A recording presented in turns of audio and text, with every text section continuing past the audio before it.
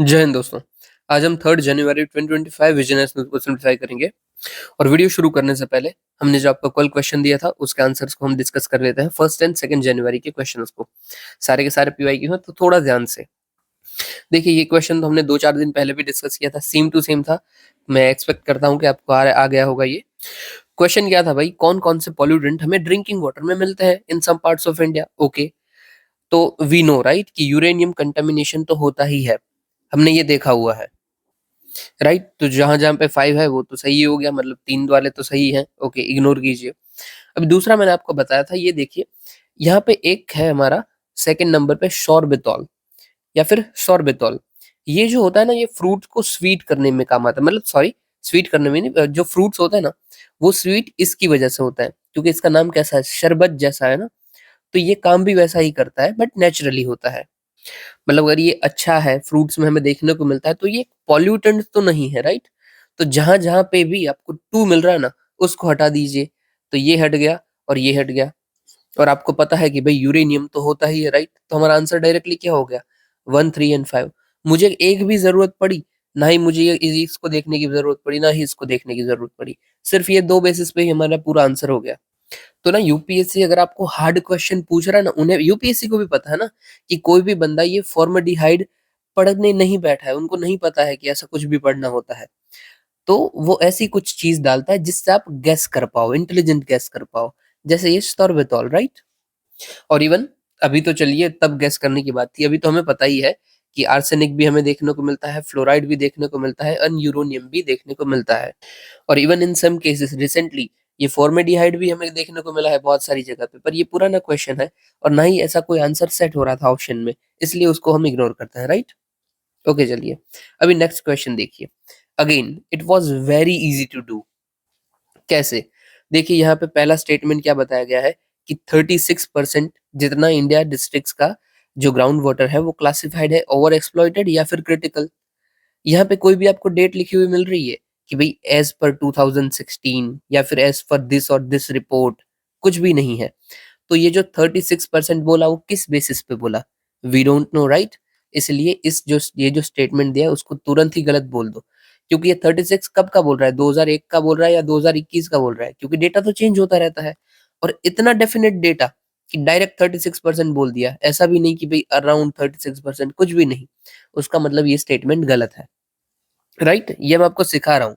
अगर कोई डेटा दिया गया है और ऊपर से साथ में कोई बैकिंग नहीं दी गई है कि भाई ये साल की हम बात कर रहे हैं या फिर एज पर दिस रिपोर्ट हम बात कर रहे हैं, तो वो स्टेटमेंट गलत ही होता है, 100% गलत। तो उसको गलत कीजिए। तो मैं 1 गलत करता हूँ भाई, 1 जैसे ही गलत किया मेरे 2 तो निकल गए, बचा कौन सा, 2 एंड 3 एंड ओनली 2, मतलब 2 तो सही ही है, मुझे देखना ही नहीं है 2 तो। डायरेक्टली मैं 3 देखता हूँ। तो भाई India has largest area under ground water irrigation, yes, एकदम सही। ये हमने तो कल ही देखा था राइट। हमारे पास सबसे ज्यादा इरिगेशन का ग्राउंड वाटर है। और हम यूज भी कहाँ पे करते हैं उसका, तो 87% जितना हमारा यूज होता है एग्रीकल्चर के अंदर। ओके, तो हमारा स्टेटमेंट कौन सा सही हो जाएगा, 2 एंड 3। देखो यहाँ पे भी मुझे ये सेकंड स्टेटमेंट देखने की जरूरत ही नहीं पड़ी। तो बस एग्जाम में हमें ये सब चीजें याद रखनी है और इसे यूज करना है, ठीक है। अभी चलिए, जो मैंने आपको मेंस बेस्ड क्वेश्चन दिया था उसको देख लेते हैं। 24 का क्वेश्चन था कि ground water potential of Gangetic valley is on serious decline, मतलब कि बोला है कि डिक्लाइन हो रहा है। ओके, तो देखो यूपीएससी ने लाइन लिखी है तो बकवास करने के लिए नहीं लिखी है राइट। तो अगर ये लाइन लिखी है ना, तो हमें उसका डेटा प्रोवाइड करना पड़ेगा कि हाँ भाई डिक्लाइन तो हो रहा है, वो सही बात है। दूसरी क्या चीज पूछी गई है कि how may it affect food security, कि इसकी वजह से हमारी फूड सिक्योरिटी के ऊपर क्या इम्पैक्ट पड़ सकता है। तो ये दूसरी चीज हो गई जो हमें एड्रेस करनी है। और 15 मार्कर ये क्वेश्चन है, ठीक है। तो आप खुद बताइए, क्या ये 2 चीजों से हम आंसर को कंप्लीट करेंगे, डेफिनेटली नहीं करेंगे। तो हमें आखिर में क्या लिखना पड़ेगा, मेजर्स लिखने पड़ेंगे, क्योंकि हम ठीक कैसे करेंगे इस बुरी चीज को, कि फूड सिक्योरिटी के ऊपर हैम्पर हुआ तो हुआ, पर उसको ठीक कैसे करना है वो भी हमें बताना एकदम जरूरी होता है। तो चलिए, हम डिमांड समझ गए हैं। अभी देखते हैं इसका इंट्रोडक्शन सबसे पहले तो कैसे लिख सकते हैं। देखिए, इंट्रोडक्शन लिखने की बहुत सारी ट्रिक इसमें भी आ जाएगी। सबसे पहले तो नॉर्मली यहाँ पे जो आपको क्वेश्चन पूछा गया था कि ग्राउंड वाटर डिक्लाइन हो रहा है, तो आप क्या क्या लिख सकते हैं। तो देखो कि एक तो आप करंट अफेयर बेस्ड कोई डेटा लिख दो कि रिसेंटली ये रिपोर्ट आई है और वहाँ पे ये ग्राउंड वाटर के बारे में बोला है। जैसे कि हमने कल ही पढ़ा था ना ग्राउंड वाटर की रिपोर्ट को, वो लिख दिया आपने। But there is high chances वो आपको याद नहीं होगा, राइट? दूसरा क्या हो सकता है कि आप एकदम ईज़ी जो क्वेश्चन में पूछा है ना वही लिख दो कि recently as per report recently हाँ, ऐसा कुछ लिख सकते हैं आप as per report, as per study. फिर आप लिखिए recently we are witnessing a drastic level depletion in the Gangetic valley of ground water of Gangetic valley. तो ये हो गया कि जो क्वेश्चन में पूछा है वही का वही लिख दिया आपने। और तीसरा क्या हो सकता है जो थोड़ा-सा वेग होगा बट आप लिख सकते हो कि आप ग्राउंड वाटर की डेफिनेशन लिख दिए, कि पूरा का पूरा ग्राउंड वाटर को पूछा है तो उसी की डेफिनेशन लिख दिए। तो भाई ground water is termed as a water stored inside the ground और लैंड और अर्थ सरफेस, राइट? ये भी हो सकता है वन ऑफ द वे। मैंने यहाँ पे क्या किया हुआ है, एकदम ईज़ी ही लिखा है। जो क्वेश्चन में पूछा था उसी को यूज़ किया है कि भाई Gangetic valley is facing severe decline in ground water which affect the food security of India. अभी देखो ये मैं लाइन नहीं लिखता ना तो भी चलता, बट लिखा है ना तो भी अच्छा है। पर मैंने आगे ना हल्का-सा चेंज किया है कि as per central ground water authority. अभी क्या है कि हमने कहीं पे भी पढ़ा था कि भाई ग्राउंड वाटर अथॉरिटी ने ये बोला है, नहीं पढ़ा था। बट ये अथॉरिटी तो है ये हमें पता है, राइट? हमने बहुत बार इसकी बात की हुई है। अगर ये अथॉरिटी ही ग्राउंड वाटर की है तो डेफिनिटली उन्होंने कुछ ना कुछ तो ग्राउंड वाटर के ऊपर बोला ही होगा, राइट? और अगर ग्राउंड वाटर डिक्लाइन हुआ है तो सबसे पहली कौन-सी ऐसी बॉडी होगी जो इनके बारे में बोली होगी? Ground water authority. इसीलिए मैंने आगे इनका नाम लिख दिया कि as per central ground water authority. तो ये क्या होता है, ये मेरी लाइन को क्रेडिबिलिटी मिल जाती है। मैंने लिखा के देखो क्या है, जो क्वेश्चन में पूछा है वही का वही सेम टू सेम लिखा है, बस आगे मैंने नाम लिख दिया। आप भी लिख सकते हो ऐसी सब चीज़ों को। बस दिमाग खुला रखना है कि हाँ भाई, ऐसी सब चीज़ें हम लिख सकते हैं। ऐसी अगर आपको बॉडी आती है तो लिख ही दीजिए। ओके चलो, अभी बॉडी में क्या आएगा, सबसे पहले तो गंगेटिक वैल्यूम डिक्लाइन हो रहा है तो उसको हमने ब्रैकेट में बता दिया। क्या हो रहा है, तो ये ओवर ओवर एक्सप्लॉइटेशन हो रहा है। कुछ बैकिंग प्रोवाइड कर दी कि जैसे बिहार में ओवर एक्सप्लॉइटेशन हो रहा है। फिर इंडस्ट्रियल डिस्चार्ज जो है, केमिकल्स आते हैं पॉल इंडस्ट्रीज़ से, उससे नुकसान हो रहा है। यहाँ पे भी मैंने एग्ज़ाम्पल लिख दिया कि उत्तर प्रदेश से आ रहे हैं केमिकल फैक्ट्रीज़ से। देखो इसके लिए मुझे कायदे से पढ़ने में जाने की ज़रूरत है नहीं। ये तो कॉमन सेंस है ना कि गंगेटिक वैली में जितने भी शहर आते हैं उसमें सबसे बड़ा अगर उत्तर प्रदेश है, तो वहाँ जो केमिकल फैक्ट्रीज़ होगी, वो पॉल्यूशन करती ही होगी। कोई भी दो राय नहीं है, डेफ़िनेटली करती है। तो लिख दो ना उत्तर प्रदेश। आप नहीं लिखोगे उससे अच्छा है कुछ लिख दो। और ये किसी का फादर भी हमारे गलत नहीं कर सकता स्टेटमेंट, राइट? क्योंकि पॉल्यूशन करती है इंडस्ट्रीज, उत्तर प्रदेश की हो या फिर इंग्लैंड की हो। आप कुछ भी लिखिए, यहाँ पे मुझे काम ही उत्तर प्रदेश की लोकेशन का था तो मैंने वो लिखा। फिर भाई रैपिड अर्बनाइजेशन हो रहा है और अनसस्टेनेबल अर्बनाइजेशन हो रहा है, सॉरी। जैसे कि वाराणसी में विटनेस हो रहे हैं हम rapid extraction in recent year. और एट लास्ट क्या हो कि lack of ground water recharge है। यस, बारिश भी इतनी नहीं आती है तो रिचार्ज भी वापस नहीं हो पाता है ग्राउंड वाटर। तो सब नॉर्मल पॉइंट्स हैं, बस मैंने नीचे-नीचे एक-एक में एग्जांपल लिखे हुए हैं। And I would expect you same from you to do this kind of thing कि भाई आप एक लाइन बस लिखो पर उसके नीचे एग्जांपल प्रोवाइड करो। और ये सब एग्जांपल क्या है, खुद बनाए हुए एग्जांपल है। मुझे पढ़ने जाने की ज़रूरत नहीं है। राइट? बस यही दिमाग आपको भी यूज़ करना है, क्योंकि उधर एग्ज़ाम में आपके पास टाइम नहीं होगा कि आप उधर सोचोगे, याद करोगे डेटा। ये आपको आर्ट है, सीखना पड़ेगा कि हाँ भाई ऐसे लिख सकते हैं। अभी देखो ये एक डायमेंशन को मैंने एड्रेस कर दिया। दूसरा डायमेंशन क्या था कि फूड सिक्योरिटी को कैसे अफ़ेक्ट करेगा। सबसे पहला तो भई इम्पैक्ट करेगा एग्रीकल्चर को, क्योंकि 87% जितना एग्रीकल्चर ग्राउंड वाटर यूज़ करता है। फिर इंक्रीज़ करेगा डिपेंडेंसी हमारी रेन के ऊपर। फिर रेस्ट्रिक्ट करेगा हमारा डाइवर्सिफिकेशन ऑफ क्रॉप, क्योंकि आप अगर पानी ही नहीं है, ग्राउंड वाटर नहीं है आपके पास, तो आप राइस नहीं उगा सकते, क्योंकि rice is water incentive crop. और फिर ये हमारी लिवलीहुड को भी अफेक्ट करेगा अराउंड, जो कि हमारे 55% ऑफ पॉपुलेशन एग्रीकल्चर के साथ जुड़ी हुई है। अभी देखो यहाँ पे हमें पर्टिकुलरली फूड सिक्योरिटी के ऊपर ही पूछा था, तो मैंने कोशिश की है कि मैं हो सके उतना फूड सिक्योरिटी को ही लिंक करके रखूँ। ओके? फिर मेजर्स क्या-क्या हो सकते हैं भाई? तो देखो पहला पॉइंट मेरा बकवास ऐसा मुझे लगता है, बट फिर भी ठीक है, अच्छा है, बुरा नहीं है एकदम ही, कि भई हमें चेक करना चाहिए ग्राउंड वाटर टेबल को टाइमली बेसिस पे कि भई बुरा चल रहा है या अच्छा चल रहा है। और उसके ऊपर से हमें कोई कैप लगानी चाहिए कि भई समझ लीजिए कि पंजाब के एरिया में एग्ज़ाम्पल ले रहा हूँ कि एकदम ही ग्राउंड वाटर एक्सट्रैक्ट हो गया है। तो अभी हमारी जो सेंट्रल ग्राउंड वाटर अथॉरिटी है वो बोलेगी कि यार यहाँ से अभी आप ग्राउंड वाटर मत लीजिए, क्योंकि अब लिया तो एकदम ही खत्म हो जाएगा। और यहाँ पे मैंने लिख भी दिया कि कौन अथॉरिटी को कॉम्पिटेंट अथॉरिटी हो वो लगा सकती है, जैसे कि सेंट्रल ग्राउंड वाटर अथॉरिटी। अभी देखो पॉइंट मेरा एकदम ही ओके था, पर मैंने जैसे ही ये नाम लिख दिया ना, तो उस पॉइंट के ऊपर थोड़ा सा पावर आ गया। बस यही हमें भी करना है। फिर प्रमोशन करना है गवर्नमेंट की पॉलिसीज को, जैसे कि कृषि सिंचाई योजना। फिर सस्टेनेबल एग्रीकल्चर को प्रमोट करना है, जैसे कि drip irrigation and national mission on organic farming. फिर पीपल पार्टिसिपेशन हमें करना है, कि जैसे मुझे ये ना एक मोटो याद रहा है बहुत सालों, मतलब 4-5 साल पुराना है, कि catch the rain where it falls when it falls. तो मैंने लिख दिया। और ये किसका मोटो है? तो मिनिस्ट्री ऑफ जल शक्ति का। फिर स्ट्रेंथन करना है रूल्स एंड रेगुलेशंस को, कि अगर इंडस्ट्रीज डिस्चार्ज कर रही है उसको, by capacity building of CPCB. What is CPCB? तो central public pollution control board.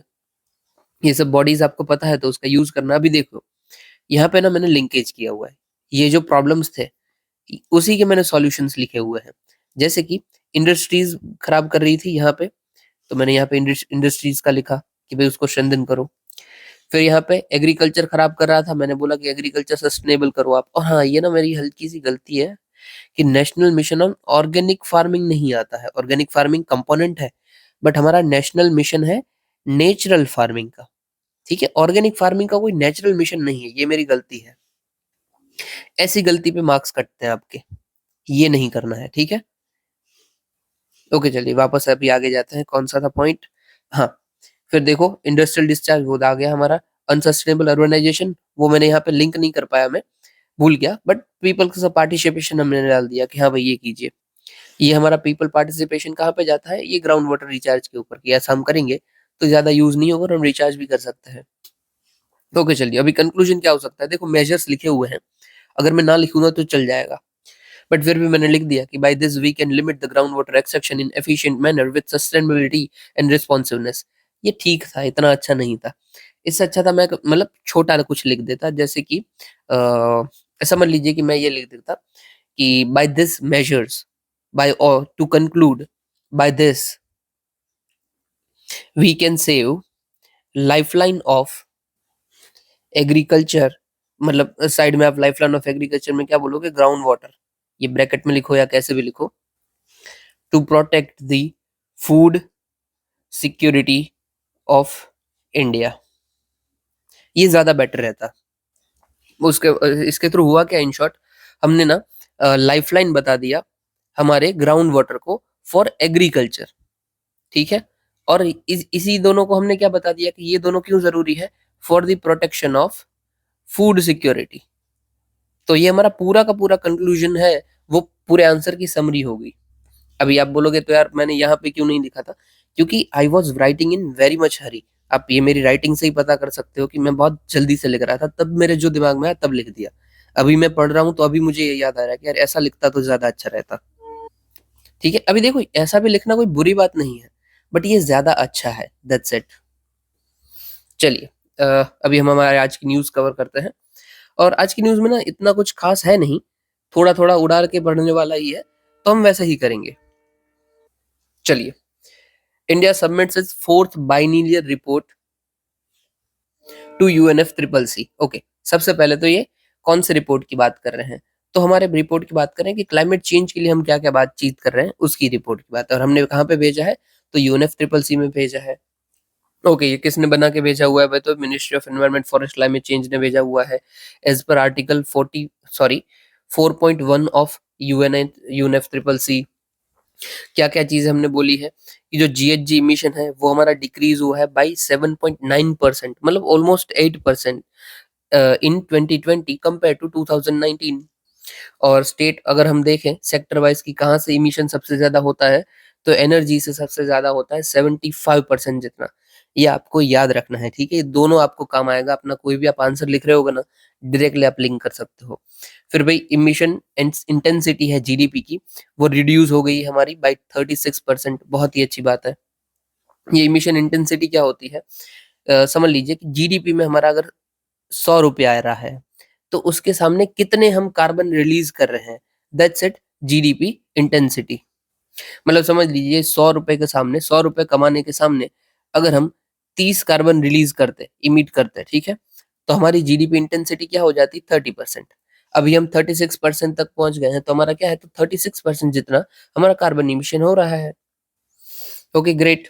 फिर share of non fossil fuels, non fossil मतलब जो पेट्रोल डीजल नहीं है, नॉन फॉसिल, वो हमारा कितना है भाई? तो 46% 0.5 जितना हो गया है।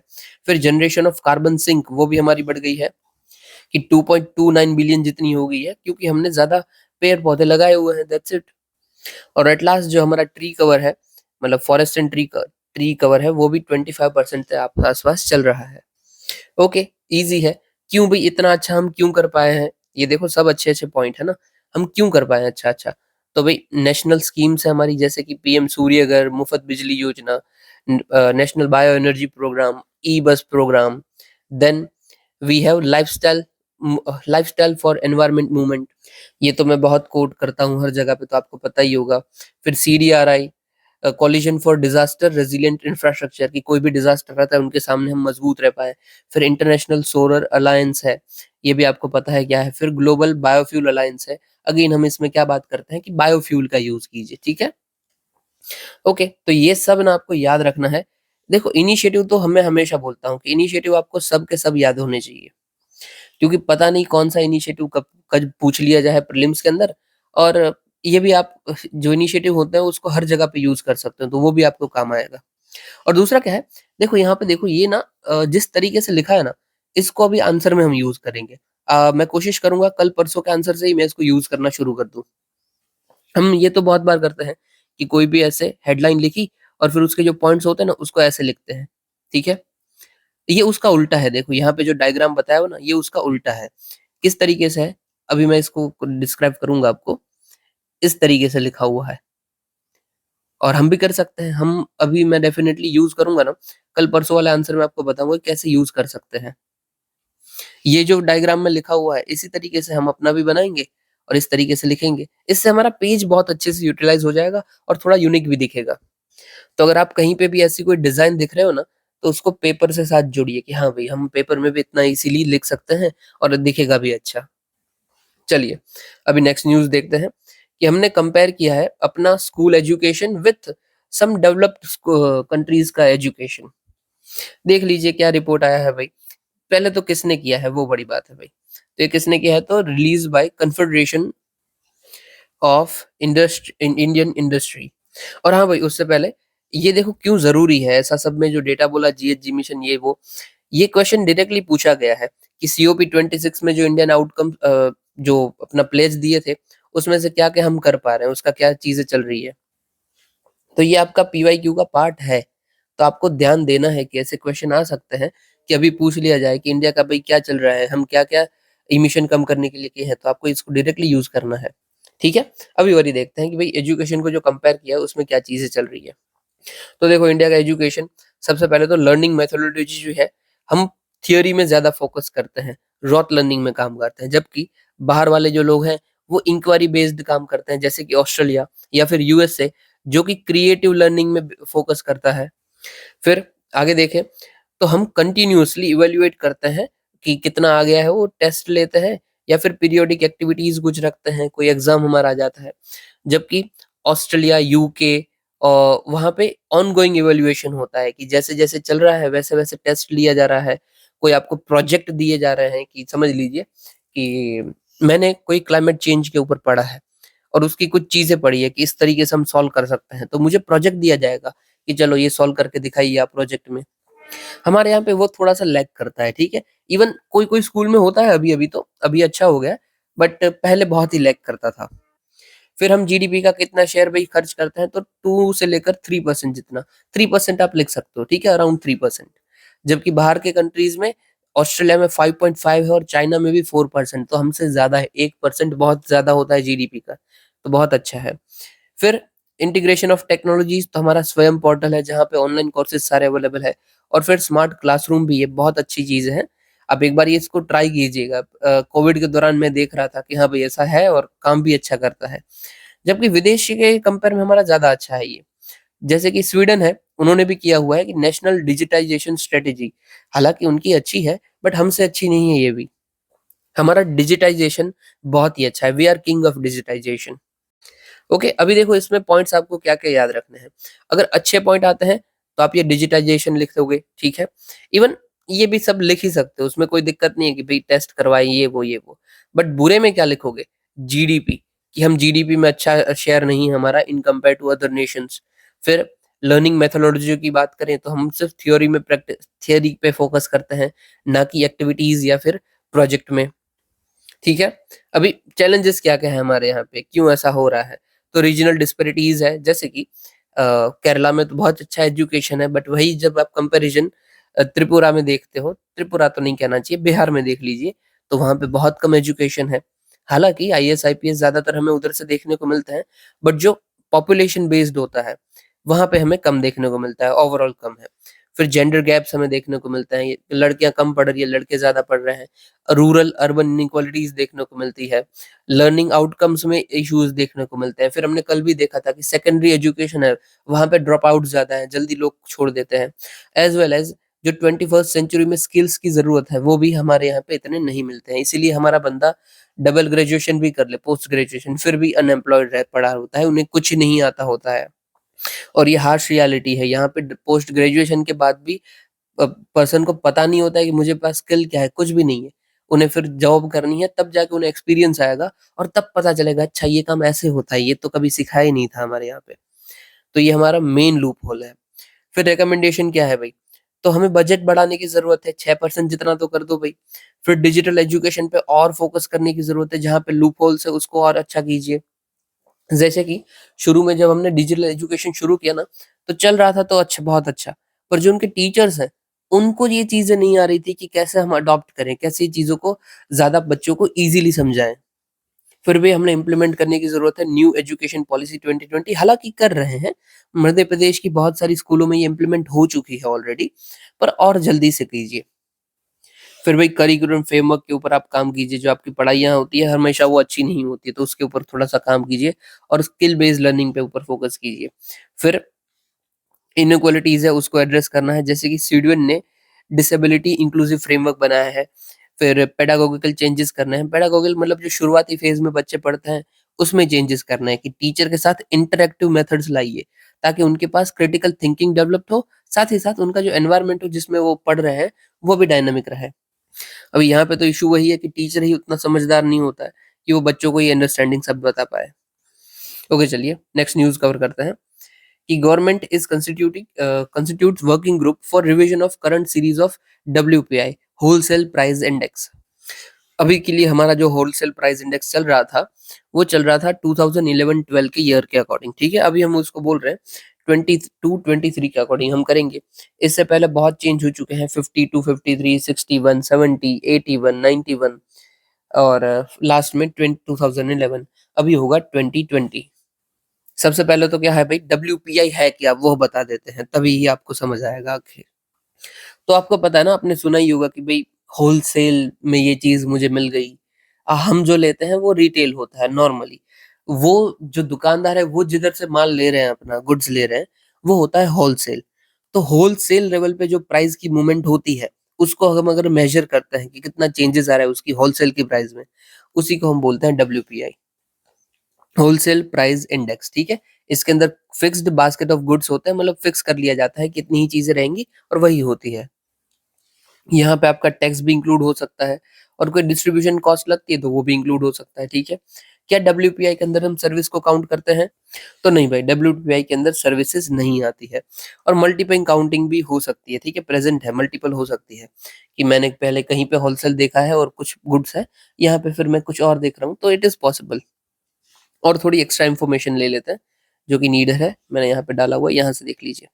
फिर डब्ल्यूपीआई की अगर हम फर्दर बात करते हैं, तो होलसेल पे देखते हैं और ये कब मेजर किया जाता है, तो वीकली बेसिस पे किया जाता है कि भाई इस वीक कितना पड़ा है, अगले वीक फिर देखेंगे कि अच्छा और ये कम हो गया, बढ़ गया, ऐसा कुछ, ठीक है? इसमें प्राइमरी गुड्स आते हैं, मैन्युफैक्चर्ड गुड्स आते हैं, फ्यूल एंड पावर आ जाता है, सब आ जाता है, ठीक है?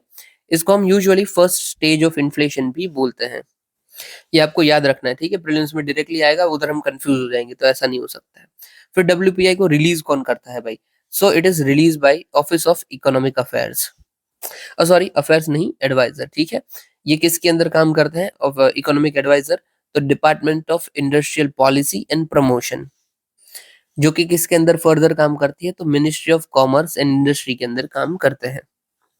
ओके, तो डब्ल्यूपीआई ना हम पहले यूज करते थे इन्फ्लेशन के लिए, कि कितना इन्फ्लेशन देखना है ना, उसके लिए WPI को भी देख लो। बट फिर हमने उसको छोड़ दिया और हम लेके क्या आ गए, CPI, कि भाई WPI तो होलसेल पे ऊपर दिखाता है, CPI जरूरी है कि कंज्यूमर लेवल पे कितना इन्फ्लेशन चल रहा है। तो हमने इसीलिए लाया कंज्यूमर प्राइस इंडेक्स। ठीक है, कंज्यूमर प्राइस इंडेक्स जो होता है वो मंथली काउंट होता है, कैलेंडर ईयर उसका बेस ईयर हो सकता है। फिर इसके अंदर छोड़िए, अभी मैं ये नहीं बताता हूँ, वरी लंबा हो जाएगा वीडियो। बस इतना ध्यान रख लीजिए ना कि WPI कौन काउंट करता है, तो इकोनॉमिक एडवाइजर करता है under the ministry of commerce and industry. CPI कौन करता है, तो CSO करता है, सेंट्रल स्टैटिस्टिकल ऑफिस। और PPI कौन करता है, producer price index, bureau of labour statistics. ठीक है, अभी देखिए PPI मैंने इसलिए बताया क्योंकि PPI ऑलरेडी है, यहाँ पे देख लो PPI, प्रोड्यूसर प्राइस इंडेक्स।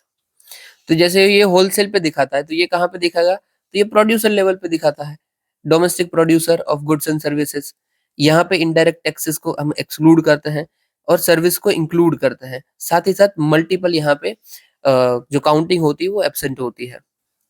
ठीक है, अभी मेरा ना आपसे क्वेश्चन है, आप मुझे ये बताइए, जो CPI हमारा होता है, कंज्यूमर प्राइस इंडेक्स, क्या उसके अंदर सर्विसेज हम इंक्लूड करते हैं अगर हमें CPI मेजर करना हो तो? ये आपका क्वेश्चन है, पता हो तो जरूर बताना, क्योंकि हमने 2-3 बार बात की हुई है ऑलरेडी, CPI और WPI को हमने बहुत बार कंपेयर किया हुआ है। ओके, अभी जो ये कमेटी है वो उसने क्या क्या भाई काम किया है उसको देख लेते हैं। तो इन्होंने बोला है जो कमोडिटीज है ये बास्केट के अंदर रखी गई WPI और PPI के अंदर, उसको भाई चेंज करना है थोड़ा बहुत। ये जो मैं बास्केट बोल रहा हूँ इन शॉर्ट, वो क्या होता है ना, जो जरूरी मर्रा की चीजें होती है एक घर को चलाने के लिए, वो सब चीजों को लेकर एक बास्केट में रखा जाता है कि भाई ये फ्रूट ले लिया, रोटी का सामान ले लिया, आटा गेहूं, वो सब एक बास्केट में रखा जाता है। फिर सेट किया जाता है कि भाई इसकी कितनी प्राइस होगी, गेस करो तो, मतलब मेजर किया जाता है, पता चलता है कि ये सारा का टोटल मारो तो 100 रुपए होते हैं। तो ये एक बार चेक किया, फिर एक वीक के बाद सेम चीजों को सेम बास्केट में रखा जाता है और फिर चेक किया जाता है कि अब इसकी प्राइस कितनी हुई, तो बोलेंगे कि भाई 110 हो गई अभी तो प्राइस। तो उसका मतलब क्या है कि 10% इन्फ्लेशन बढ़ गया है। ठीक है, तो इसीलिए हम बोल रहे हैं कि जो कमोडिटी है ना बास्केट्स में, उसको हम थोड़ा सा चेंज करने की जरूरत है। फिर जो मेथड है हमें चेक कर रहे हैं उसको थोड़ा कंप्यूटराइज करने की जरूरत है। नहीं नहीं, शायद ये है कि हम जो काउंटिंग की मेथड यूज किए हैं उसको थोड़ा सा इम्प्रूव करने की जरूरत है। फिर PPI, उसकी जो एग्जामिनेशन मेथोडोलॉजी है उसको कंपाइल करने की जरूरत है विद सम इम्प्रूवमेंट्स। और एट लास्ट, अरे पेन बदल दो, at last road map for switch over from WPI to PPI। ऐसा बोल रहे हैं कि भाई WPI से अच्छा है कि हम PPI में चले जाएं। उसका भी रोड मैप बताया, क्यों, क्योंकि ये तो होलसेल लेवल पे इन्फ्लेशन बता रहा है, राइट। WPI मेन गंगोत्री कहाँ पे है, शुरू कहाँ से हो रहा है, तो PPI से हो रहा है। तो बोल रहे हैं कि PPI को ही देखो ना, कोई उधर कितना इन्फ्लेशन चल रहा है, फिर हम आगे देखेंगे। और एट लास्ट हमें पे लिंक करना है टाइम सीरीज के डेटा को भी और कंपेयर करना है with series with WPI, ignore it. चलिए, यहाँ पे आपका काम का क्या था, ये कुछ भी काम का नहीं था, सिर्फ ये WPI और PPI काम का था। सर्विसेज कहाँ पे है कहाँ पे नहीं है वो आपको ध्यान रखना है, टैक्सेस कहाँ है कहाँ नहीं है वो भी आपको अगेन ध्यान रखना है। और मैंने जैसे आपको नीचे बताया है कि कौन इसको इशू करता है, वो तो डेफिनेटली देखना ही है, ये आपको कभी भी पूछा जा सकता है प्रीलिम्स के अंदर। चलिए, अभी हम आगे देखते हैं। यहाँ पे नीति आयोग भाई सेलिब्रेट कर रही है 10 इयर्स ऑफ फाउंडेशन। जो जैसे ही भाई नरेंद्र मोदी जी की गवर्नमेंट आ गई थी, उन्होंने जो उससे पहले प्लानिंग कमीशन चलता था उनको हटा दिया और नीति आयोग ला दिया। फर्क क्या है दोनों के अंदर भाई, तो देखो सबसे पहले नीति आयोग करती क्या है उसको हम यहाँ पे देख लेते हैं। तो भाई पूरे देश में कौन सी पॉलिसीज रखनी चाहिए वो हम देखते हैं। यहाँ पे हम स्टेट का एज वेल एज जो यूनियन है दोनों का भाई ओपिनियन लेते हैं कि आपको क्या लगता है, हमें क्या जरूरत है करने के लिए, ये वो फॉर हम अडॉप्ट करेंगे और मॉनिटर करेंगे goals sustainable development goals of country. और जो ना पूरे वर्ल्ड लेवल पे इंडेक्सेस चलते हैं, जैसे कि भाई poverty index, multi dimensional poverty index MPI, तो उसी को देख के हमने अपना बना दिया national multi dimensional poverty index. फिर HDI होता है ह्यूमन डेवलपमेंट इंडेक्स, तो हमने अपना बना दिया ह्यूमन डेवलपमेंट इंडेक्स। फिर सस्टेनेबल डेवलपमेंट गोल का भी इंडेक्स चलता है, राइट। तो हमने भी सेम बना दिया अपने स्टेट के बेसिस पे कौन कितना अच्छा काम कर रहा है। तो ये सब काम करता कौन है, ये सब काम करता है अपना नीति आयोग, ठीक है। इसके अंदर कौन कौन होता है, तो भाई प्राइम मिनिस्टर जो होते हैं वो इनके चेयरमैन होते हैं। फिर इनके साथ साथ इनके मेंबर में कौन आता है, जो गवर्निंग काउंसिल है, गवर्निंग काउंसिल, वहाँ पे सारे के सारे स्टेट के सीएम आ जाएँगे। अगर कोई यूनियन टेरिटरीज़ है, तो उनके लेजिस्लेचर, विथ लेजिस्लेचर है तो उनके सीएम, एंड विदाउट लेजिस्लेचर है तो उनके जो गवर्नर होंगे वो भी आ जाएँगे। फिर वाइस चेयरपर्सन्स आ सकते हैं, फुल टाइम मेंबर्स भी होते हैं नीति आयोग के अंदर, और कोई स्पेशल इन्वाइटीज भी होता है। अगर कोई किसी के पास नॉलेज है उनको बुला दिया स्पेशली कि यार एक दिन के लिए आ जाओ मस्त बढ़िया, तो वो भी आ जाएँगे। साथ ही साथ इधर हम रुकते नहीं हैं, हमने ना रीजनल काउंसिल भी बना के रखी है कि कोई पर्टिकुलर रीजन के अंदर कुछ इश्यूज है तो उसको हम कैसे एड्रेस कर सकते हैं। जैसे कि नॉर्थ ईस्ट के लिए हमने एक रीजनल काउंसिल बनाई हुई है, एग्जांपल दे रहा हूँ। फिर इनके जो सीईओ होते हैं वो किनके द्वारा अपॉइंट होते हैं, तो appointed by PM for fixed tenure. और किसको अपॉइंट करेंगे, तो भाई जिनकी रैंक सेक्रेटरी के लेवल की हो वही अपॉइंट हो सकता है। और सेक्रेटरी के लेवल पे तक कौन जा सकता है भाई, तो वो जा सकता है आईएएस। अगर आप आईएएस बनते हो और सेक्रेटरी बनते हो, देयर इज चांसेस कि आपको नीति आयोग का सीईओ भी बना दिया जाए, if you are an good officer definitely. Okay, तो आपको नॉर्मल तो पता चल गया कि नीति आयोग में क्या होता है, अभी काम क्या होता है भाई इनका, वो भी देख लेते हैं। तो पॉलिसी फॉर्मुलेट करना है। कोई फाइनेंशियल पावर देखो इसके पास नहीं होती है, कि ऐसा नहीं है कि 10 रुपए दे दिए इसने, कुछ भी नहीं। पावर, फाइनेंशियल पावर नहीं है, वो सब फाइनेंस मिनिस्ट्री देखेगी। और जो भी पॉलिसी बना रहा है ना वो लॉन्ग टर्म के लिए होती है, लॉन्ग टर्म टारगेटिंग होता है कि आने वाले 10 सालों में हमें ये करना है, कि 30 सालों में ये करना है। जैसे हमने टारगेट रखा हुआ है ना कि 2070 तक हम नेट न्यूट्रल हो जाएंगे, वैसे ही। और एट लास्ट सीएम और गवर्निंग काउंसिल में जो गवर्नर्स होते हैं उनको भी इंक्लूड हम करते हैं। ओके, जबकि at the same time planning commission की बात करें जो कि कांग्रेस के टाइम पे चलता था, तो ये एक सेंट्रलाइज प्लानिंग था। देखो हाँ, ये मैं बताना रह गया यार। देखो यहाँ पे ना प्लानिंग कमीशन क्या करता था, टॉप डाउन अप्रोच थी कि ये लोग बताएंगे, सेंटर पे से जो भी लोग होंगे वो बताएंगे कि भाई ऐसा करना है, और फिर सारे स्टेट को वो इम्प्लीमेंट भी करना पड़ता था। बट यहाँ पे हम क्या लेके आ गए, ये बॉटम अप अप्रोच है कि सारे स्टेट को ही हमने आगे ला दिया कि आप सब आओ, हम मिलके देखते हैं कि क्या करना चाहिए। तो ये दोनों में आप फर्क देख रहे हो, राइट? खुद बताइए मुझे कौन सा अच्छा है, कि जिसमें सेंटर डायरेक्ट बोल दे कि ये करना है वो, या फिर जिसमें स्टेट के साथ हम बैठ चीत के बात करें और फिर बोले कि भाई ये करते हैं। फिर नीति आयोग के पास तो फाइनेंशियल पावर्स नहीं है, but at the same time planning commission के पास फाइनेंशियल पावर्स थी। तो ना इसलिए यहाँ पे चांसेस भी थे कि यहाँ पे करप्शन हो सकता है, यहाँ पे नहीं हो सकता क्योंकि पैसा ही नहीं दिया भाई। अभी ना कंपेयर नहीं करना चाहिए कायदे से, बट यूपीएससी ने खुद बोला था कि करो। ये देखो नीति आयोग भाई कैसे डिफरेंट है इन प्रिंसिपल्स ऑफ प्लानिंग कमीशन, तो वही इसलिए है। एट लास्ट यहाँ पे लॉन्ग टर्म पॉलिसी के प्लान्स होते हैं, यहाँ पे 5 5 इयर्स के प्लान होते हैं, इसीलिए 5 इयर्स प्लान आते थे। और 5 इयर्स प्लान्स जो थे वो हमें पूछा भी जाता था यूपीएससी के अंदर। दो तीन शायद एक दो बार क्वेश्चन आया हुआ है, बट जब से ये अपना ये नीति आयोग आ गया तब से 5 इयर्स में क्वेश्चन भी नहीं आया है। साथ ही साथ सीएम और इसके मेंबर्स होते हैं, जबकि जो प्लानिंग कमीशन था वहां पे उनके पास पावर ही एकदम लिमिटेड होती है, क्योंकि कुछ बुला ही नहीं गया है तो क्या पावर। ओके, तो आपको इजी था, इसमें कुछ खास पता नहीं करना था कि प्लानिंग कमीशन से कैसे रिलेटेड अलग है। बस समराइज एक में कर लें 30 सेकंड 10 सेकंड के अंदर। तो यहाँ पे भाई सेंट्रलाइज अथॉरिटी थी, फाइनेंशियल पावर्स भी थी, 5 इयर्स प्लान बनाते थे, और स्टेट का खास इन्वॉल्वमेंट नहीं था। और यहाँ पे एकदम उल्टा कि भाई सेंटर के साथ स्टेट सेंटर मिलके प्लानिंग करते हैं, फाइनेंशियल पावर्स नहीं होती है, लॉन्ग टर्म पॉलिसीज होती है, और गवर्नर और सीएम को इंक्लूड किया जाता है। ओके, चलिए आगे बढ़ते हैं। अभी ना इस न्यूज को कवर करने से पहले हम काम करते हैं, हम ये नीचे वाली न्यूज कवर कर लेते हैं। ये देखिए, ख्वाजा मोइनुद्दीन चिश्ती, आप इनको जानते ही होंगे, बट अनलेस नहीं जानते हैं तो हम बता देते हैं ये कौन थे, ठीक है? तो भाई इस्लाम के अंदर सूफी सेंट होते हैं।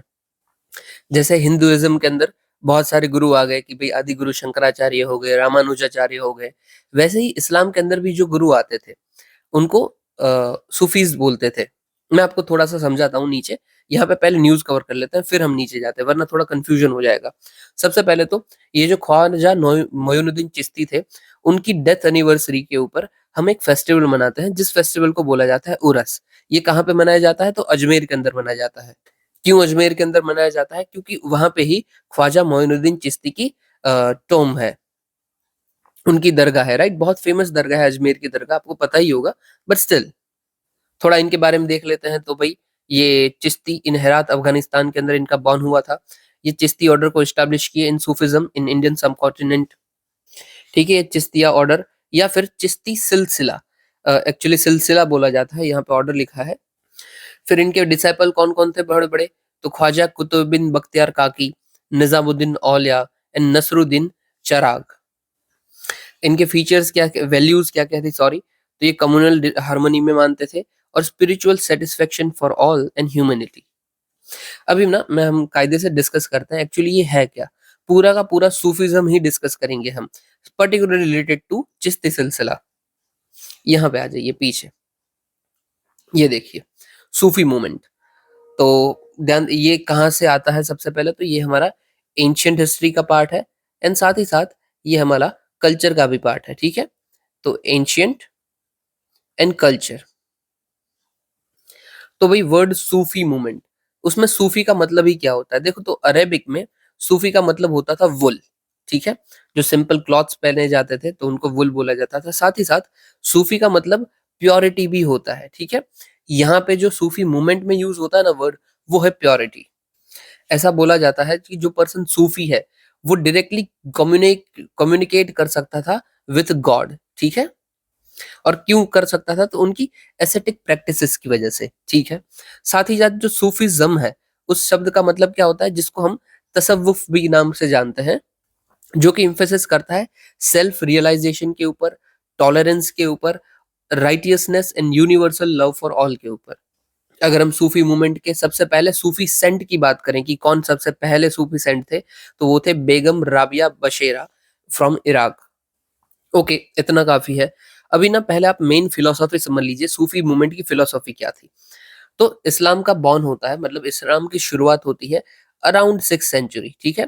जब प्रॉफिट मोहम्मद जी होते हैं, वो इस्लाम का फाउंडेशन रखते हैं, ठीक है। और कायदे से इस्लाम क्या था कि जो भी चीज कुरान के अंदर लिखी गई है वही सच है और वही हमको फॉलो करनी है। पर उसके थोड़े टाइम बाद ही सूफी मूवमेंट शुरू होता है, जो कि क्या बोलता है कि भाई गॉड को पाने का रास्ता सिर्फ और सिर्फ जो कुरान में लिखा गया है वो नहीं है, इनके अलावा भी कुछ हो सकता है।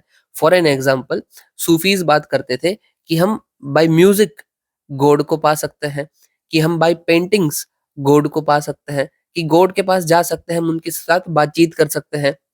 जबकि ये दोनों की दोनों चीजें कुरान के अंदर बताया गया है कि ये बैन है। एज पर इस्लाम आप इस चीजों को फॉलो नहीं कर सकते हो। बट जो सूफीस्ट थे वो बोलते थे कि नहीं भाई, ऐसा कुछ भी नहीं होता है, गॉड के लिए कोई भी चीज बैन नहीं होती और हम सब कुछ कर सकते हैं। तो आप खुद बताइए, अगर ये जो सूफी मूवमेंट है वो कुरान में लिखा गया है उससे अपोज बात कर रही है, ठीक है, तो जो ऑर्थोडॉक्स मुस्लिम्स होंगे, ऑर्थोडॉक्स जो इस्लाम के फॉलोअर्स होंगे, वो इनका फॉलो करेंगे इनको या फिर इनका अपोज करेंगे? डेफिनेटली अपोज करेंगे, राइट। जो ऑर्थोडॉक्स इस्लाम था या फिर ऑर्थोडॉक्स जो रिचुअलिस्टिक इस्लामिस्ट थे, वो इनको अपोज करते थे। इसलिए वन ऑफ द रीजन यही था कि जो सूफिस्ट मूवमेंट था वो इतना नहीं चल पाया, क्योंकि विद इन देयर सेक्ट्स इनको अपोजिशन मिल रहा था। इवन जो हम ये मूवीज में देखते हैं ना कि कवाली गाई जा रही है दरगाह के बाहर, कोई मॉस्क के द्वार, वो क्या हमें बताता है, ये सूफी मूवमेंट बताता है, ठीक है। बाकी as per Quran it is prohibited, आप नहीं कर सकते हो ये सब। इवन कुरान के अंदर म्यूजिक का ही प्रोहिबिशन है कि जो आप म्यूजिक बजाते हो वही नहीं बजा सकते हो। तो अगर आप बजा रहे हो then it is against the Quran, right. Okay, यहाँ पे ये एम्फेसिस क्या कर रहे थे, तो भाई गॉड और मैन के बीच में लव का रिलेशनशिप होता है, ठीक है। और इसीलिए सारे के सारे ह्यूमन बीइंग्स होते हैं वो इक्वल होते हैं in the I of God. इसीलिए जो सूफिस्ट थे वो ब्रदरहुड में मानते थे, यूनिवर्सल लव में मानते थे। और जो सूफीज थे वो मानते थे कि अगर पर्सन को सूफिज्म सॉरी सूफी बनना है तो उनको सारे के सारे अपने मन से डिजायर्स को छोड़ना चाहिए और एसेटिक की तरह अपनी लाइफ जीनी चाहिए। और they also believe that service to a man is service to a god. ये हर एक आपको अच्छी धर्म की फिलोसफी में यही चीज देखने को मिलती है। बट द सैडली खुद इंसान ऐसा नहीं मानता है। According to them service to god is more prior to service to humans. इसीलिए हमें ज्यादा लड़ाइयाँ देखने को मिलती है। खैर, आगे देखते हैं हम। इसके कुछ कुछ वर्ड्स हैं, ये आप खुद देखिएगा, मैं सिर्फ एक वर्ड बता रहा हूँ यहाँ पे। वहादत अल वजूद, मतलब कि सिर्फ एक और एक पूरी दुनिया के अंदर भगवान है, मतलब सबका भगवान एक ही है। जैसे अपना साईं बाबा भी बोलते थे ना, सबका मालिक एक। तो भाई only there is only one God.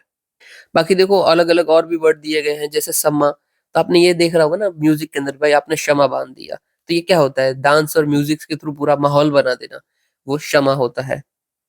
But again same, dance is un Islamic. इस्लाम के अंदर डांस भी प्रोहिबिटेड है। फिर इंसान कामिल, तो परफेक्ट ह्यूमन बीइंग जो है जिसके पास सारे के सारे गुण हैं, वो है इंसान कामिल। फिर ज़िक्र तौबा कि भाई भगवान का नाम याद करते रहना। फिर फना मतलब कि मर्जर हो जाना, डिवोटी विद अल्लाह। ठीक है, आपने ये भी सुना होगा कि भाई फना हो जाना, ठीक है? तो पूरी तरीके से अपने आप को अल्लाह को सौंप देना, वो होता है फना होना। ये मैं क्यों बता रहा हूँ भाई ये सारी चीज़ें? तो एमसीक्यू के अंदर आपको कभी भी ये वर्ड आ सकता है कि इन मिडिवल हिस्ट्री या फिर इन मिडिवल पे आएगा, सॉरी मैंने आपको ये पहले एंशिएंट बता दिया, राइट? ये मिडिवल का पार्ट है, ठीक है? मिडिवल में आएगा कि जो वर्ड हमें ज़िक्र तौबा देखने को मिलता है, उसका मतलब क्या है? या फिर ये वहादत अल वजूद देखने को मिलता है, उसका मतलब क्या है? फिर नीचे ऑप्शंस होंगे, दैट्स इट। अभी देखो ये सब चीज़ों को आपको देख लेना है, सूफी मूवमेंट होता है उसकी भाई पहला जो मूव होता है उसका फर्स्ट स्टेज उसको कानका बोलते हैं जो 10th सेंचुरी के आसपास आया था। फिर सेकंड को तारीख बोलते हैं जो कि 11 से 14 सेंचुरी के आसपास था। फिर तरीफ़ा है 15th सेंचुरी के बाद का। और जो ये लास्ट मूवमेंट था तरीफ़ा, वहाँ पे ही सबसे ज़्यादा सूफीज़्म प्रमोट हुआ था। फिर है चिश्ती सिलसिला जो एक्चुअली हम यहाँ पे बात कर रहे हैं। तो इसको एस्टेब्लिश किया था ख्वाजा मोइनुद्दीन चिश्ती ने ऑफ कोर्स, जिसको भाई दूसरा गरीबी नवाज़ भी बोला जाता है। ऐसा बोला जाता है जब मोहम्मद गुरी यहाँ पे इंडिया में आए थे, तब उनके साथ-साथ मोइनुद्दीन चिश्ती भी आए थे। इनकी खासियत क्या थी? तो इनके साथ जो नॉन मुस्लिम्स होते हैं, उनके साथ उनका व्यवहार बहुत ही अच्छा था, बहुत ही टॉलरेंट था। ये मानते थे कि हिंदू और मुस्लिम दोनों भाई-भाई होते हैं, दोनों एक जैसे होते हैं, देयर इज़ नो डिफरेंस। और वो जो बोलते हैं ना सबका मालिक एक, कि भाई हम सबका भगवान एक ही है, वो उसी में मानते थे। वहादत अल वजूद जो मैंने ऊपर बताया, जिसको पैथेटिक मोनिज़्म भी बोलते हैं। देखो शुरुआत में तो चिश्ती सिलसिला इतना नहीं चला था, ठीक है? बट जब मोहम्मद बिन तुगलक उनको मिलने जाते हैं, मतलब तब तो ये जो ख्वाजा मोइनुद्दीन चिश्ती थी उनकी डेथ हो गई थी, बट उनकी टॉम्ब पे और जाते हैं मोहम्मद बिन तुगलक, तब उनको पॉपुलैरिटी मिलती है और तब ये ज़्यादा बढ़ता है। फिर भई बाद में जाकर मोहम्मद जो अकबर थे, उन्होंने भी इनकी दरगाह पे गए थे और नई हाइट्स तक पहुँचा दिया था चिश्ती सिलसिला को। फिर जो देखो फेमस फेमस आपने ना सुना ही होगा उन सब का नाम, जैसे कि बाबा फरीद। बाबा फरीद भी चिश्ती सिलसिला से बिलॉन्ग करते हैं। फिर निज़ामुद्दीन औलिया तो वो भी इसी चिश्ती सिलसिला से बिलॉन्ग करते हैं, ठीक है? फिर भाई कुतुबुद्दीन बख्तियार काकी वो भी इन्हीं से बिलॉन्ग करते हैं और इन्हीं के ऊपर फिर जाके कुतुब मीनार बनाया गया था, ठीक है? ये कुतुबुद्दीन बख्तियार काकी की याद में कुतुब मीनार। फिर ये क्या-क्या मानते थे भाई सिंप्लिसिटी ऑफ लाइफ, ह्यूमिलिटी कि सबके साथ अच्छा व्यवहार करो और ये हिंदवी भाषा में यूजुअली बात करते थे, ठीक है? और ये मानते थे कि भाई highest form of devotion of God क्या है कि सबसे ज़्यादा हम भगवान को कैसे पूजा कर सकते हैं। तो जो भी पर्सन मिज़री के अंदर है, जो दुःख के अंदर है, उनकी आप मदद कीजिए, वही सबसे बड़ी बात है। ओके, ये पूरा का पूरा चिश्ती सिलसिला हो गया हमारा। दूसरे कौन-कौन से सिलसिला है तो भाई कादरी सिलसिला है, नक्शबंदी सिलसिला है और शुरावदी सिलसिला है। कादरी सिलसिला के भाई कौन प्रोपोनेंट थे तो भाई अब्दुल कादरी थे। फिर नक्शबंदी सिलसिला की बात आती है तो ख्वाजा बहाउद्दीन नक्शबंदी थे और शुरावादी सिलसिला की बात आती है तो उनके थे शिहाबुद्दीन, ठीक है? और हाँ यार, ये तो मैंने बताया नहीं कि सिलसिला क्या होता है। देखो, सिलसिला मतलब क्या है, कोई एक पर्सन है, वो इस्लाम के बारे में बहुत कुछ जानता है और वो चाहता है कि मैं ये दूसरे की चीज़ों को भी सिखाता हूँ। तो उनके कुछ स्टूडेंट्स आते हैं, फिर उनके स्टूडेंट फिर आगे किसी को सिखाते हैं। तो ये स्कूल जैसा डेवलप हो गया ना, इसी चीज़ को हम बोलते हैं सिलसिला, ठीक है? कि पूरा सिलसिला बन गया कि एक के बाद एक के बाद एक। तो यहाँ पे चिश्ती सिलसिला की हमने बात की, साथ ही साथ सूफीज़्म की भी पूरी बात की। अब ये क्यों नहीं चला था सूफीज़्म? तो एक तो मैंने आपको बताया ऑर्थोडॉक्स था, उनके खिलाफ ये अपोज़ होता था। फिर उसी टाइम पे भक्ति मूवमेंट भी चल रहा था कि भई हिंदुइज़्म के बारे में, तो वो भी एक कारण रहा। फिर दूसरा क्या था, इन्होंने ना जो ऑलरेडी एक्जिस्टिंग रिचुअल्स थी, उनको ये ज़्यादा बदलाव कर नहीं पाए थे। मतलब जो ये इतने टॉलरेंट थे, कि ये सबको सही मानते थे। तो ऑलरेडी जो गंदी चीज़ें चल रही है, मतलब जो सही नहीं है, उनको ये बदल नहीं पा रहे हैं, इसीलिए इतना सक्सेस भी नहीं हो पाए। ठीक है, बाकी अभी मैं पूरा नहीं बता सकता हूँ क्योंकि अगर पूरा बता दिया, तो आपको मैं आंसर बता दूँगा, ठीक है? क्योंकि यही आपका आज का प्रैक्टिस क्वेश्चन है। चलिए अभी आगे देखते हैं कि भाई एनपीसीआईएल ने ओपन की है नए doors for private sector participation in nuclear sectors. मतलब क्या है तो जो हम भाई न्यूक्लियर रिएक्टर्स बनाते हैं ना, वहाँ पे भी प्राइवेट सेक्टर आइए और आप भी बनाइए, थोड़ा-सा काम कीजिए, दैट्स इट। ये हम बनाएँगे भाई किसके थ्रू तो pressurize heavy water reactor technologies के थ्रू, जिसकी कैपेसिटी होती है 220 मेगावाट इलेक्ट्रिसिटी की। ठीक है फाइन। ओके आगे देखते हैं इसलिए जो इनके रिएक्टर्स होते हैं ना उसको स्मॉल मॉड्यूलर रिएक्टर्स भी बोलते हैं। ठीक है, कोई काम नहीं है। फायदा क्या होता है सिग्निफिकेंस प्राइवेट पार्टिसिपेशन का, तो भाई रिसोर्स मोबिलाइजेशन हो जाएगा, पैसा मिलेगा, टेक्नोलॉजिकल एडवांसमेंट हो सकता है, इनोवेशन हो सकता है और एनर्जी ट्रांजिशन की तरफ हम जल्दी जा सकते हैं। चैलेंजेस क्या-क्या हमें मिलते हैं भाई? सबसे पहले लीगल चैलेंज है एटॉमिक एनर्जी एक्ट जो कि प्रोहिबिट करता है कि प्राइवेट सेक्टर ऐसे क्रिटिकल सेक्टर के अंदर नहीं आ सकता है। फिर अनसर्टेनिटी है लायबिलिटी लॉज़ के ऊपर, civil liability nuclear damage act 2010 कि वो चैलेंज करता है कि आप अगर ऐसी चीज़ों को फ्रेजाइल है ना ये सब न्यूक्लियर वाली, तो आपको बहुत ध्यान रखना पड़ता है। फिर भाई अ, आपको को सेटअप करना है न्यूक्लियर रिएक्टर्स, ये शुरुआती कॉस्ट बहुत ही हाई होती है। तो initial cost is very capital incentives. फिर पब्लिक ट्रस्ट होता है न्यूक्लियर ऑपरेशंस के ऊपर, वो भी आपको ध्यान रखना है कि आपको transparency as well as consistent performance maintain करना है। अब ये अगेन क्यों ज़रूरी हो जाता है क्वेश्चन प्राइवेट पार्टनरशिप के ऊपर, तो यूपीएससी ने 2-3 बार पूछा हुआ है। जैसे कि यहाँ पे पूछा था कि इंफ्रास्ट्रक्चर प्रोजेक्ट्स के अंदर क्या काम आ सकता है और रेलवे में भी उसका रोल एग्ज़ामिन कीजिए आप। इससे पहले उन्होंने एयरपोर्ट के ऊपर भी पूछ लिया था। तो ऐसे 2-3 बार पूछा हुआ है। हो सकता है कि अब वो पूछ ले कि न्यूक्लियर के अंदर कैसे काम आ सकता है और ऐसा क्वेश्चन आए तो it is very easy to do right? Easily कर सकते हैं। चलिए, फिर यहाँ पे डिफेंस मिनिस्ट्री ने डिक्लेयर किया है कि 2025 जो होगा वो ईयर ऑफ रिफॉर्म्स होगा फॉर डिफेंस मिनिस्ट्री। ओके, कैसा ऐसा हो क्यों होने वाला है? तो ये भाई इंटीग्रेटेड थिएटर कमांड बनाएँगे। मतलब क्या है? देखो इंटीग्रेटेड मतलब क्या होता है एक साथ। थिएटर कमांड मतलब जिसमें सारे के सारे हमारे जो सर्विसेज़ है वो एक साथ जगह है कि वहाँ पे मिलेंगे। जैसे कि हमारी ट्राई सर्विसेज़, आर्मी, नेवी और एयर फोर्स तीनों की तीनों कोई एक जगह पे है, तो उसको हम बोलेंगे इंटीग्रेटेड थिएटर कमांड। जैसे कि भाई अंडमान निकोबार ही हमारी जगह पे है ना, वहाँ पे हमारा आर्मी का भी बेस है, नेवी का भी बेस है और एयरफोर्स का भी बेस है। ये तीनों की तीनों एक साथ एक्टिव हो सकती है। फिर हम टेक्नोलॉजीज़ का यूज़ करेंगे जैसे कि AI, ML, hypersonics etcetera, cyber and space sector. फिर इसी सेक्टर के अंदर हम पीपीपी मॉडल और ईज़ ऑफ डूइंग बिज़नेस को यूज़ करेंगे।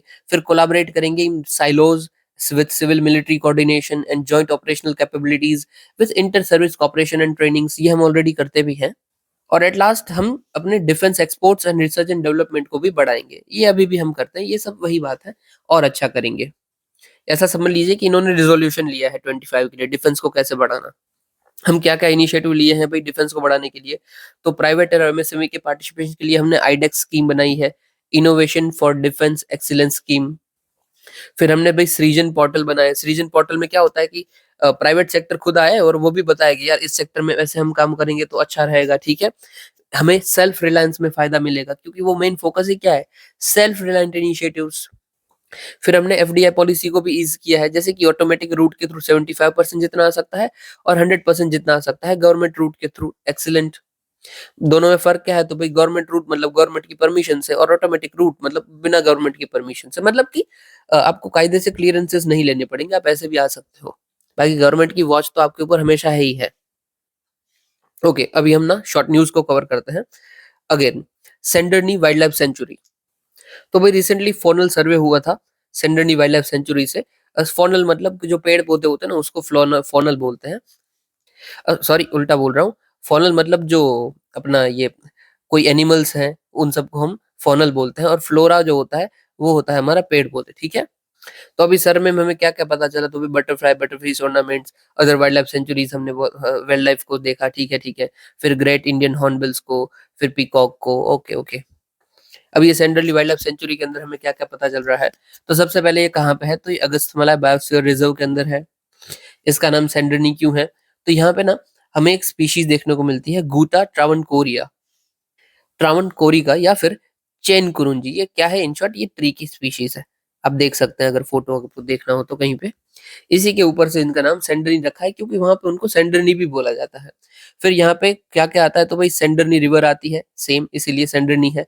फिर कज़ाथुरी एंड कलाथुफुज़ा टू ये सारी रिवर्स हैं, ये सारी रिवर्स मेजरली बनाते हैं सारी मिलकर रिवर कल्लडा। ओके, इग्नोर कीजिए, मतलब ये ज़रूरी है हाँ, बाकी को इग्नोर कीजिए। फिर है थेनमाला, तो थेनमाला यहाँ का first plan eco tourism destination है इंडिया का ऊपर, तो आपको याद रखना है, ठीक है? 3-4 चीज़ें यहाँ पे आपको याद रखनी है। एक तो यहाँ पे हमें चैनकुरुजी मिलता है, फिर यहाँ पे रिवर कल्लडा है और थेनमाला इंडिया का first eco tourism destination. Okay, और हाँ, डेफ़िनेटली ये कहाँ पे पड़ता है? तो ये भी केरला के अंदर पड़ता है। फिर है हमारा मिथाइल कोबालामाइन। तो देखो ये एक सब्सटेंस है जो हम ना दवाइयों में यूज़ करते थे ताकि हमारा पेन कम हो जाए, थोड़ी न्यूरोपैथी, एनीमिया ये सब में हम यूज़ करते थे। पर इनका ना यूज़ बहुत ही गलत तरीके से होने लगा, ज़्यादा चीज़ें होने लगी यूज़ इसकी, तो फँसा नहीं, उनको 2016 में बंद कर दिया था, बैन कर दिया था। बट 2021 में फिर से शुरू किया, बट अभी जाके हम नोटिफ़ाई कर रहे हैं इसको। तो बस काम क्या आएगा आपको, तो ये जो है मेथाइलोकोबालामाइन, ये आपको हेल्थ सेक्टर के अंदर मेडिसिन में काम आता है। ये एक नेचुरली अकरिंग फॉर्म है बी12 विटामिन का, आपने बी12 बहुत सुना होगा। ये कौन से सोर्सेज़ में हमें मिलता है, तो फिश, एग, मिल्क, ठीक है। ये जो बी12 होता है ये एक वाटर सॉल्युबल विटामिन होता है। ये इंटीग्रेट होता है हमारे डीएनए सिंथेसिस के साथ, आरबीसी प्रोडक्शन के साथ, red blood cell for neurological functions के साथ, ठीक है। और कौन से बी12 के विटामिन होते हैं, अदर फॉर्म कौन से हैं, तो सो साइनोकोबालामिन एंड हाइड्रोक्सोकोबालामिन। हटाइए, इन शॉर्ट आपको यही याद रखना है। ऐसा में अगर पूछा जाता है कि हाइड्रोक्सोकोबालामिन, साइनोकोबालामिन या फिर मेथाइलोकोबालामिन ये क्या है, तो ये बी12 विटामिन की टाइप्स है, दैट्स इट। उतना ही लिखा होगा वहां पे, टाइप्स ऑफ विटामिन, आपको बस उतना ही याद रखना है। और इसका काम क्या आता है, तो ये हेल्थ सेक्टर के अंदर काम आता है। Okay, that's it. ऐसे क्वेश्चन बहुत इजी होता है अटेम्प्ट करना, तो भाई कोशिश कीजिए कि ऐसा हमारे गलत ना हो। फिर है भाई पिग बचरिंग स्कैम। तो भाई आपको ये ध्यान देनी है चीज कि ये सबसे पहले किसने हाईलाइट की है, तो मिनिस्ट्री ऑफ होम अफेयर्स ने हाईलाइट की है अपने रिपोर्ट के अंदर, और बोला है कि it is type of cyber fraud, pig butchering scam या फिर इन्वेस्टमेंट स्कैम। नाम से ही पता चल रहा है ना अभी, तो इन्वेस्टमेंट स्कैम। यहाँ पे इन शॉर्ट ना पर्सन को बाई इंटरनेट ऐसा रिलेशन बनाया जाता है किसी भी एक न्यू शख्स के द्वारा, और बोला जाता है कि यार सर आप एक काम कीजिए, यहाँ पे इन्वेस्ट कीजिए, ये अच्छा है, वो अच्छा है, एटसेट्रा एटसेट्रा एटसेट्रा, और फिर आपके सारे के सारे पैसे को उड़ा लिया जाता है। मतलब शुरू में तो बोलेंगे कि भाई यहाँ पे आप 10,000 डाल दीजिए, आपको 10% रिटर्न मिल जाएगा, और शुरुआती फेज में आपको एक्चुअली रिटर्न मिलेगा भी। But in short at last वो ऐसा अमाउंट बोलेंगे कि भाई 10 लाख डाल दीजिए और आपको इतना रिटर्न मिल जाएगा, बहुत ही अच्छा बात है। और जैसे ही आपने पैसा डाला, आपका पैसा उड़ गया, दैट्स इट। रिसेंटली ऐसा हुआ था, हमारे एरिया में हुआ था कि बहुत सारे लोगों ने पैसा डाला और बहुत सारा रिटर्न भी मिला। यकीन मानिए कि लाखों रुपए रिटर्न मिल गया। फिर उनको बोला गया कि फिर से आप पैसा डालिए। कोई ने डाला, कोई ने नहीं डाला, और फिर जिन्होंने जिन्होंने भी डाला था, अप्रोक्सीमेटली वो पर्सन था, पता ही नहीं कौन था डेफिनिटली, वो करोड़ ऑफ रुपए लेके निकल गया। तकरीबन 100 करोड़ प्लस। और सिर्फ ये मेरे डिस्ट्रिक्ट की मैं बात कर रहा हूँ, यहाँ से ही 100 करोड़ प्लस जितना स्कैम हो चुका है, ये पिग बचरिंग स्कैम। तो यस, ऐसा होता है, ठीक है। इन्वेस्टमेंट के नाम पे आपसे पैसा हड़प लिया जाता है। फिर है हमारा नेशनल स्पोर्ट्स अवार्ड। भाई इसके अंदर 6 टाइप के अवार्ड्स दिए जाते हैं। और हाँ भाई, ऐसे क्वेश्चन आते हैं तो आपको ये नाम याद रखना है। और नेशनल स्पोर्ट्स अवार्ड तो इसके ऊपर ऑलरेडी क्वेश्चन आ चुका है 23 में, तो अगेन आपको याद रखना है। 6 टाइप के अवार्ड दिए जाते हैं। एक है अर्जुना अवार्ड, तो जो अच्छा काम कर रहा है उसको दिया जाएगा। फिर है यहाँ पे देख लीजिए मेजर अवार्ड, कि मेजर ध्यानचंद खेल रत्न अवार्ड, जिन्होंने बहुत ही अच्छा काम किया है, कोई आउटस्टैंडिंग परफॉर्मेंस प्रोवाइड की है over the period of 4 years, उनको ये दिया जाएगा। अभी अभी किनको दिया गया, तो भाई डी गुकेश को दिया गया, वो अभी अभी चल वर्ल्ड चेस चैंपियनशिप जीत के आए हैं। फिर हरमनप्रीत सिंह को दिया गया, हॉकी के खिलाड़ी। फिर मनु भाकर को शूटिंग से, और प्रवीण कुमार पैरा एथलेटिक्स को ये अवार्ड दिए गए हैं। फिर भी अर्जुना लाइफ टाइम अवार्ड होता है कि पूरी अपने लाइफ में बहुत अच्छा खेला है तो अर्जुन अवार्ड मिल सकता है। फिर द्रोणाचार्य अवार्ड है, नाम से पता चल रहा है ना, द्रोणाचार्य अवार्ड तो कोचेस को मिलता है। फिर मौलाना अबुल कलाम आजाद ट्रॉफी है, जो कि यूनिवर्सिटीज को दी जाती है अगर वो अच्छा खेलते हैं तो। और फिर राष्ट्रीय खेल पुरस्कार दिया जाता है। ये ना ध्यान देना, ये राष्ट्रीय खेल पुरस्कार है ना, प्रोत्साहन पुरस्कार, ये किसी ऑर्गेनाइजेशन को दिया जाता है, कोई पर्सन को नहीं दिया जाता, ठीक है। और सॉरी माफ करना, पर्सन को भी दिया जाता है, यहाँ पे लिखा हुआ है organisation and individual for sports promotion and development. अगर किसी ने कोई अच्छा काम किया है तो उसको दिया जाएगा। यहाँ पे मतलब ये उसने खेल को प्रोत्साहन प्रोवाइड किया है, इंकरेजमेंट, प्रमोशन, तो उनको मिल रहा है। चलिए नेक्स्ट देखते हैं, हाइड्रोजेल। तो भाई अगेन हेल्थ केयर में इसको यूज किया जाता है। ये हाइड्रोजेल क्या होता है, तो वाटर बेस्ड होता है, नाम से ही पता चल रहा है हाइड्रो। और इसका 3 डायमेंशनल पॉलीमर स्ट्रक्चर होता है जो कि ऑब्जर्व कर सकता है और रिटेन कर सकता है फ्लूइड्स को, दैट्स इट। ये मिमिक करता है लिविंग टिश्यूज को, हमारे जो सेल बॉडी के अंदर लिविंग टिश्यूज होते हैं ना, उसकी ये कॉपी कर देता है। इसीलिए ये हमारे काम आ सकता है बायोमेडिकल एप्लीकेशन के अंदर, दैट्स इट। किसने बनाया है ये, तो आईआईटी गुवाहाटी ने बनाया है, और इसके थ्रू ये टारगेटेड ब्रेस्ट कैंसर थेरेपी करेंगे, दैट्स इट। उतना ही काम का है। आपको क्वेश्चन क्या पूछा जाएगा वो मैं आपको बता देता हूँ। तो आपको बस यही पूछा जाएगा कि हाइड्रोजेल के यूजेस क्या हो सकते हैं, तो डू रिमेम्बर ये हेल्थ सेक्टर के अंदर हमें काम आता है। और अगर पूछ ले कि क्या मैकेनिक्स में काम आता है, यस डेफिनेटली उधर भी काम आता है, क्योंकि ये मिमिक कर सकता है ना, फ्लूइड को रिटेन कर सकता है, तो उधर उधर उधर कुछ ऐसा फ्लूइड जैसा होगा तो वहां पे भी काम आ जाएगा। बाकी चीजों को आप इग्नोर कर सकते हो, ठीक है। नेक्स्ट क्या है, प्रोजेक्ट विस्तार।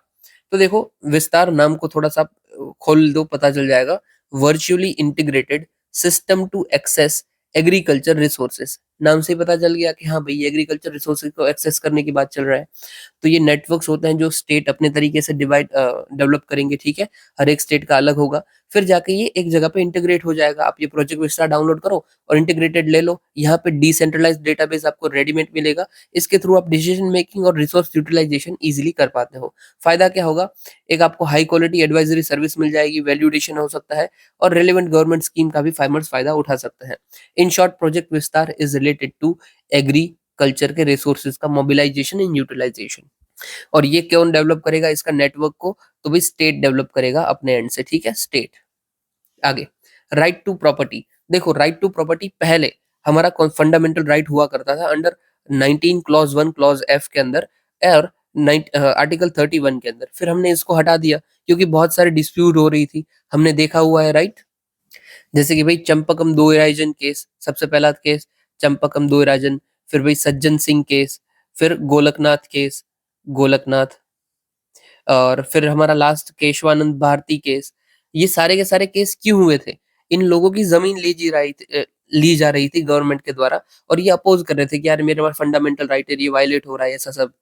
फिर आगे जाके गवर्नमेंट क्या करती है कि यार हमें तो सारी चीजें बनानी है और कोई ना कोई तो भारत में ऑनर है वो जमीन का, तो हम क्या करेंगे। तो इन लोगों ने क्या किया, उस फंडामेंटल राइट को ही हटा दिया और उनको डाल दिया कॉन्स्टिट्यूशनल राइट में, आर्टिकल 300 क्लॉज ए।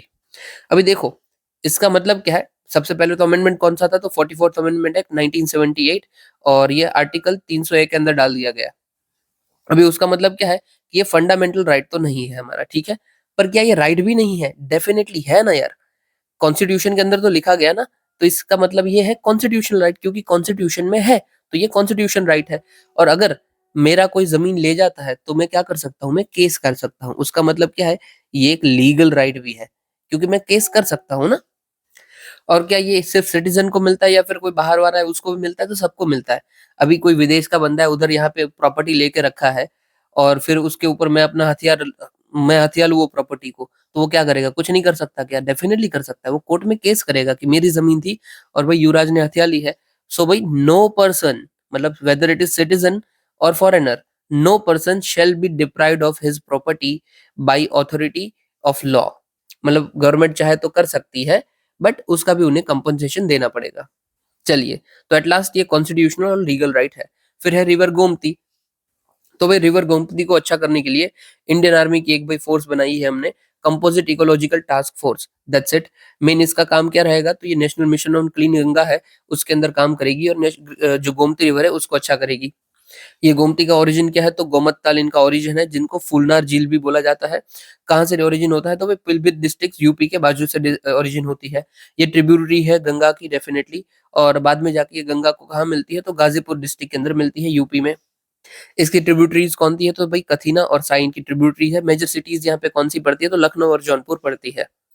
ओके, अभी गंगा की ट्रिब्यूटरीज की बात चल रही है तो जल्दी जल्दी से हम ट्रिब्यूटरीज देख लेते हैं। तो भाई यहाँ पे देखो, सबसे पहली उसकी ट्रिब्यूटरी है रामगंगा, फिर आती है गोमती, फिर आती है घग्गर, यहाँ पे देखो घग्गर, फिर आती है हमारी गंडकी और फिर आती है हमारी कोसी। ये सारी की सारी गंगा की लेफ्ट बैंक ट्रिब्यूटरीज है। और देखो, यूपीएससी ने क्वेश्चन भी पूछा हुआ था कि वेस्ट टू ईस्ट आपको बतानी है। आपको इतना भी याद था ना, तो आप ये क्वेश्चन डायरेक्टली अटेम्प्ट कर सकते थे 2024 का। मैंने नीचे डाला हुआ है, उम्मीद करता हूँ आप कर लोगे। अभी देखो, वीडियो बहुत ही लंबी हो गई है, वरना मैं डेफिनेटली इसको डिस्कस करता, मैंने डाला ही वो उसी लिए था, बट अभी मैं नहीं कर सकता हूँ, ठीक है। अभी बस आप नाम याद रख लीजिए कि रामगंगा, गोमती, घग्गर, गंडकी, कोशी। और ये मेजर रिवर्स है, ठीक है। छोटी छोटी रिवर्स को बहुत सारी है, जैसे कि भाई बूढ़ी गंडकी आएगा, फिर कमला आएगा, फिर आपका महानंदा आएगा। ये सारी भी आती है, बट वो छोटी छोटी रिवर्स है, तो इसलिए इस मैप में वो आपको नहीं दिखेगी। ये सारी बड़ी रिवर्स है और बड़ी ही ज्यादा पूछता है यूपीएससी। अगर आप स्टेट स्पेसिफिक कोई एग्जाम दे रहे हो यूपी या बिहार से, तो आपको उसकी पर्टिकुलर करनी पड़ेगी। Okay, so that's it for today's video. हम कंक्लूड करते हैं। इतना सुनने के लिए आपका शुक्रिया, और ये आपके आज जो क्वेश्चन होंगे अटेम्प्ट जरूर कीजिएगा। जय हिंद।